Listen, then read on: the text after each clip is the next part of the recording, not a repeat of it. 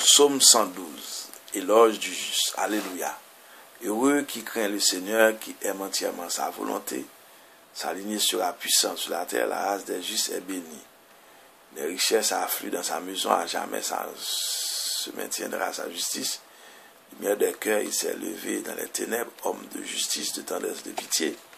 L'homme de bien appétit, il partage, il mène ses affaires avec droiture. Cet homme jamais ne tombera. Toujours on fera mémoire du juste. Il ne craint pas l'annonce de malheureux. Le cœur ferme, il s'appuie sur le Seigneur. Son cœur est confiant, il ne craint pas. Il verra ce que valaient ses oppresseurs. À pleine main, il donne aux pauvres, à jamais se maintiendra sa justice. Sa puissance grandira et sa gloire. L'impie le voit et s'irrite. Il grince des dents et se détruit. L'ambition des impies se perdra. Nous savons déjà que le psaume 111 et 112 sont jumeaux. Ils ne sont pas seulement alléluiatiques et alphabétiques. Ils ont probablement le même poète pour auteur. Ils se complètent l'un l'autre. Le premier se terminait par la crainte de Dieu. Le second commence par le même thème. On n'hésite donc pas à le classer parmi les psaumes de sagesse et à le dater de l'époque post-exilienne. D'ailleurs, vu qu'il enseigne que le bonheur consiste en activité divine, il appartient à la série des psaumes qui, comme psaume 37, 49, 73, dresser la terre sur la rétribution. Quant à sa structure, le psaume comprend deux volets, l'année en longueur, le bonheur de celui qui craint Dieu. Le bonheur du juste, verset 1 à 9. Celui qui craint Dieu, verset 1 à 3, est l'homme de tendresse et de pitié, verset 4 et 5. On fera mémoire de lui, verset 6. Celui qui met sa confiance en Yahvé, verset 7 à 9. Ne craint rien, verset 7, 8. Donne aux pauvres, verset 9. Sa justice, sa puissance, sa gloire demeure, verset 9. Deuxième volet, le malheur de l'impie, verset 10. Premier volet, le bonheur du juste, verset 1 à 9. Le psaume 111 évoquait la figure de Dieu, son plan de salut. Le psaume 112, l'homme entre en scène et fait entendre sa réponse. Et positive, verset 1 à 9, négative, verset 10. 1. Celui qui craint Dieu, verset 1 à 3. L'Alléluia qui ouvrait le psaume 111 se retrouve au début du psaume 112. Ici, comme là, c'est un ajout postérieur dû à l'usage de la liturgie. On remarque aussitôt une autre ressemblance entre les deux psaumes. Le premier se termine avec la crainte de Dieu, et psaume 111, verset 10. Le second débute avec le même thème, psaume 112, verset 1er. Heureux qui craint le Seigneur, qui aime entièrement sa volonté. On ne saurait trop le répéter, il ne s'agit pas de la peur de Dieu, mais bien au contraire d'une crainte amoureuse, filiale qui redoute tout ce qui peut déplaire à Dieu. Quant aux deux versets suivants, ils sont en tout point conformes à l'enseignement traditionnel sur la rétribution. L'observance de la loi attire bénédiction divine et richesse matérielle sur la descendance du juste, verset 2 et 3. Il reste tout de même à expliquer le mot juste en verset 3 où on lit à jamais se maintiendra sa justice. Remarquons d'abord que Psaume 102, verset 3 reprend mot pour mot Psaume 111, verset 3. Dans les deux versets, on retrouve le mot juste, Sedaka. Sedaka. S-E-D-A-Q-A-H.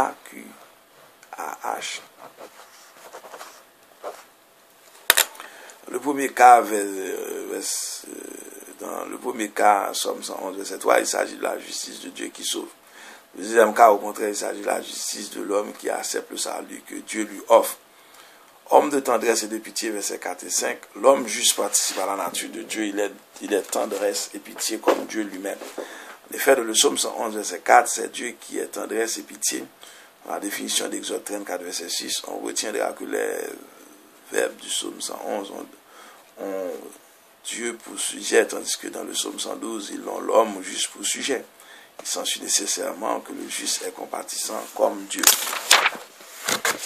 On fera mémoire de lui, verset 6. Dans le psaume 111, verset 4, c'est Dieu qui laisse un mémorial de ses merveilles. Présentement, dans le psaume 112, verset 6, c'est l'homme juste dont on fera mémoire. C'est une façon de dire qu'il vivra dans sa descendance. 2. Celui qui met sa confiance en Yahvé, verset 7 et 8.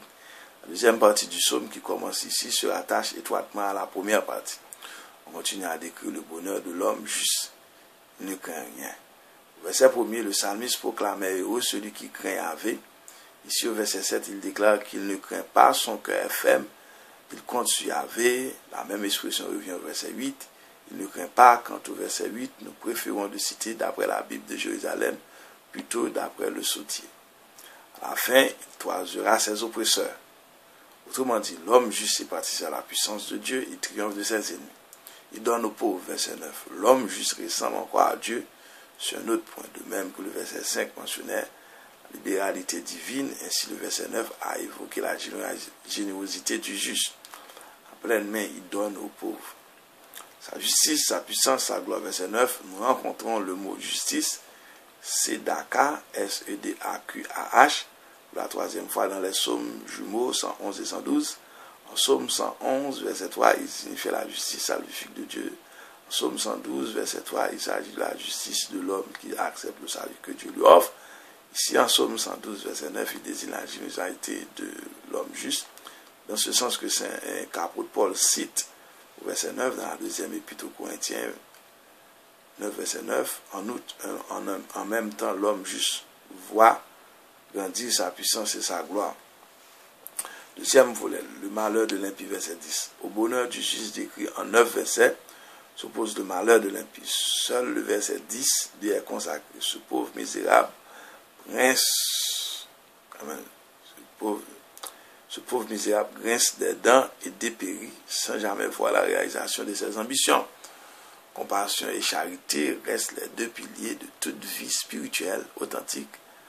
Voir du vrai bonheur accessible à tout homme sur terre, c'est dire que déjà sur l'ancienne alliance, la perfection consistait dans l'amour de Dieu et du prochain. Jésus réalisa en plénitude ces deux grands amours. C'était le psaume 112. À très bientôt pour le psaume 113. Que Dieu vous bénisse.